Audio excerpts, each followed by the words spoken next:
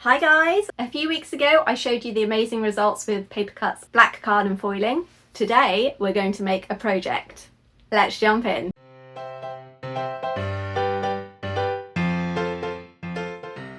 Okay, so not many people know this, but I have a very big birthday coming up at the end of this year, and I have been busy booking venues and putting together menus to celebrate my 40th birthday party. And obviously a birthday party needs some invitations. So when I found out how beautifully Paper Cutz black cardstock foiled a few weeks ago, it set my cogs turning, and I decided I wanted to create my very own extra party invitations for all my friends and family. I have designed this to completely fit my style, and I want to bring you along to show you how I've made them. First up, you're going to need some black cardstock from Paper Cutz if you want to have the smooth foiling results that I've achieved here. Today I'm going to be using 200 GSM. If you want this beautiful ice white gold shimmer effect on the details for your invitation, you're going to also need to pick up some of Paper Cutz Ice White Specialist Metallic Card Finish. For foiling, I'm going to use my Patsy May Foil-It Machine and the Patsy May foils. For printing, I'm using my Brother laser printer. And for designing and cutting, I'm going to be using Canva, my iPad to create the hand illustrated parts, and my Silhouette Cameo to cut everything out. This is completely optional, but if you want to make a closure, you'll also need some ribbon and a glue gun. So let's start by jumping over to Canva and let's get designing. We're going to head over to Canva, and I've started by making a document that I want my inserts to actually be sized at, and I've imported a design that I created in Procreate by hand, which is just this cute little border. I've then gone ahead and used some text that I've made in Canva and imported that in as well. I've used a different variety of fonts and also font effects such as curving. I'm now going to add the text into this bottom bit here, as I wasn't quite sure on sizing, so I needed to make sure it was all in the design before adding it. So I've gone for basics such as the date, the time and the location, and now I'm going to add a little split divide in the two here just to break it up and make it a bit more legible.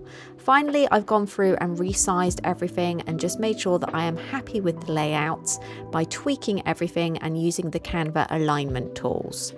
I thought it was looking a little bit plain in the middle, so I've had a look at the elements for some star designs, and it's really important that you make these a solid black when you've added them to the design so that the toner printer will print in full black and they will foil correctly. Once I'm happy with the layout, it is time to download as a ping with a transparent background. Now I'm going to open up Silhouette Studio, and I've imported the design, and I've made a rounded rectangle that is the size of the insert that I need it to be before adding in the design that I've imported. I then duplicated these as I can fit multiple on an A4 and turned on the registration marks before printing with my black laser printer. So I actually really like how this has turned out. I was concerned that because the text is so small, it might not be legible, but I want these to be tiny and compact, but they've turned out really well. Now this beautiful ice white specialist cardstock from Paper Cutz has got a very slight texture to it, but I have chosen that intentionally, not just because I love how this looks with the gold celestial style shimmer, but because when this foils, it is going to give more of an antique look to it, which is what I want for this style. So before we start foiling anything, I want to get the other element, which is the envelope for the invitation, already made. So just like before, we are using this super smooth black cardstock. I showed you the results of foiling on this. I'll drop a card for you if you haven't already seen this video, but I love how perfectly it foiled compared to all the other black cardstocks that I have found. So obviously this is black. If we try to use the Silhouette laser cut guidelines for print and cut, it's not going to be able to detect them. So I have a little trick. Using the Paper Cutz matte self-adhesive sticker paper, we can basically add some little corner stickers, which means that the laser part is going to print on those and it will be able to be picked up beautifully by the machine. So let's do that now.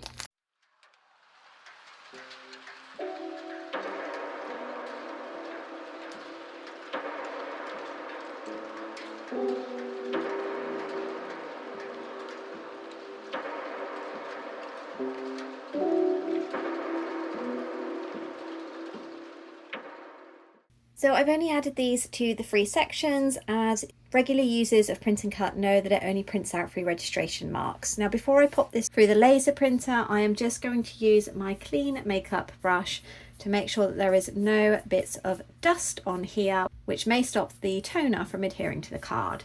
So now we're going to feed this into my printer. You need to be aware of how your one works. For mine, it needs to go in this side first for it to print at the top here. Yours may be different, so you'll need to have a play. Now before you print, it is really important that you turn off the crease lines. So you can do this by changing the colour to transparent and then print out your design so it is just the elements that are going to be foiled that show. When you're printing, each toner printer will require different settings, but I usually find that selecting a thick envelope and printing from the front works best for mine. So as you can see, the registration marks have printed at the top and at the bottom, and you can just about see the design that I am going to have foiled. Now before we put this through the Silhouette Cameo, it's important that we foil it first. That means that we need to just keep the foil in the middle of the design so that we don't cover up the registration marks. And I am going to boot up my Foil-It machine so that we can get that underway. So I've preheated my Foil-It machine and left it on for about 15 minutes. I am now going to go in with my Patsy May Foil-It foil, and we're going to run it through in a homemade folder, which is basically a piece of 140 GSM A3 folded in half.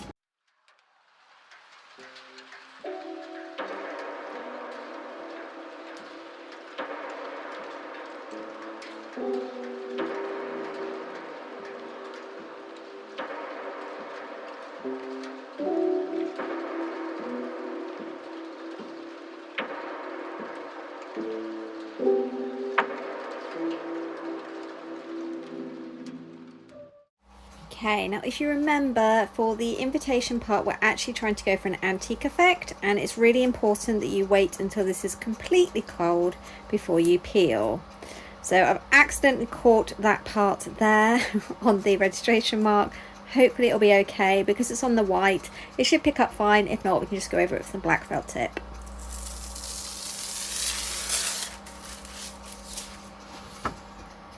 So as you can see here, this has turned out really well. Most of it has transferred beautifully. There's just a few patches where the toner hasn't caught properly on this textured surface, but I had already guessed that was going to happen, which is why we're going for this nice antique mottled effect here. So we're going to put that to the side and reveal the folder itself before hopping over to the silhouette. Okay, so this is completely cooled down now, and we are going to have a go at peeling it. So as you can see here, that has turned out really well. We've got fantastic coverage on each of the shapes, and now it is time to send it over to this Silhouette Cameo. Back in Silhouette Studio, we now need to turn back on the colour for your crease lines, and in the specialised cutting files we're going to select the different settings that we need for each. So for the blue line shown here, I'm going for a crease, so you need to change this in the drop down menu, and for the red line I'm going to be using a normal cut setting, which for mine is quite high at 28, but you need to obviously have a play around with your own to see what works best for you.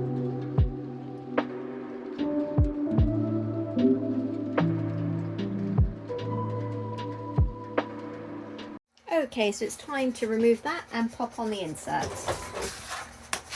So this has cut beautifully. We've used a nice fresh cutting mat, which definitely helps with making sure you get crisp, accurate cuts. So there we go, and now it's time to cut out the inserts.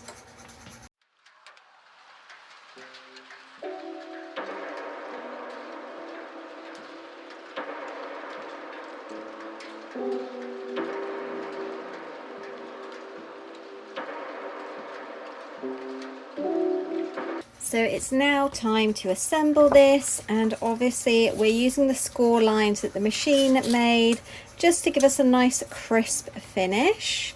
And I am folding these tabs at the bottom in, and then obviously these little wings will go in that way. I'm using double-sided tape to secure this part here. You could obviously use a glue gun or strips or whatever you prefer. I just like this as it's quite clean and it dries instantly. So I'm going to fold that up, and then to make sure we get a nice seal here, I'm just using my brayer to go over the top there. And now the lovely gold and ice white details that we've got just slide in like so. And obviously that will close up. Now to keep it closed, you might be wondering, why did we go for this bit here? Well, I'm actually going to do a similar thing to what I add for my wedding invitations. And that's some ribbon with a closure. Now I think it would look quite nice to contrast with the silver and black. We're going to go with a gold. So I am going to check how much I need by wrapping the ribbon around and making sure that I've got a bit of an overlap. And then I'm just going to use my fabric scissors to trim that off. And then obviously we want this to keep everything closed, but we don't want it so tight that it is difficult to get the ribbon on and off. Now I'm using a glue gun for this because it will give a nice strong finish. So there we go. Try not to put glue on your finger like I've just done there because it stings. So we're going to make sure that that is kept together until the glue dries completely, making sure that the edges are nice and even. If you let go of it, then what may happen is the pressure from the card trying to release will force it open, which obviously we don't want. Now, once that's dry, we are going to position this fold bit there into the middle. And then we're going to take the sun and moon that we cut earlier and just adding a bit of glue onto the ribbon. We're going to line this up and make sure that it is in the middle of the ribbon. Now obviously you don't have to use gold, I just like the contrast here. You can use whatever colour you like, the same for the foil. You could even do the stars of the moon and the envelope stars of the moon in a different colour. Okay. So now that that is all completely dry, we are finished. Now the final thing that I would do is to weight this down either by using the heat press. You've seen before in my other videos, I use that quite a lot, or I would pop it underneath my self-healing cutting mats with a load of weights on top, just so that it is completely flat, because at the moment it kind of just wants to spring open. That's just where it needs a little bit of extra pressure. So here we go, my finished invitation. Is this a bit extra? 100%, but you only turn 40 once, and I wanted something a little bit special to celebrate my upcoming party. So this obviously works similar to the invitations. The recipient will slide this off at the top, open it up, and then inside you have got all of the details. I have kept mine nice and simple because I wanted the emphasis to be on the design rather than the text. You can make this in whatever size that you would like. And to close it back up, obviously you just slide that back in there, close the little windows and slide the ribbon back on top again, and that will keep it firmly closed. So obviously you can kind of adjust that there so it doesn't need to be perfect when you add on the glue for the first time. Now the great thing about Paper Cutz is with most manufacturers you would only be able to make this as small as A4, which is what I've done here because it's what I wanted. However, if I was to sell these, then I would be wanting to go much larger because potential customers are going to want this insert part here much larger, the absolute smallest A6, but probably somewhere between an A6 and an A5, which wouldn't be possible using A4 sheets that I have. Now the great thing about Paper Cutz that you may not know is that they actually have a bespoke cutting service. So you are able to contact them and explain exactly what size sheet you need for your project, and they are able to cut that and ship it out to you. I'm going to drop details of exactly how you can do that in the description box down below, and I would love to hear if it's something you're going to try out, because I think it is an absolute game changer. This can be used obviously for these wedding invitations, party invitations, but even if you have an odd size greetings card or postcard or print design that you want to make, rather than having to cut and trim them yourself in-house, to save time, Paper Cutz can take care of that for you. So we're finished. The only thing I need to do now is to print out all of these, address them up and send them to my nearest and dearest friends and family. I would love to know, what do you think of this design?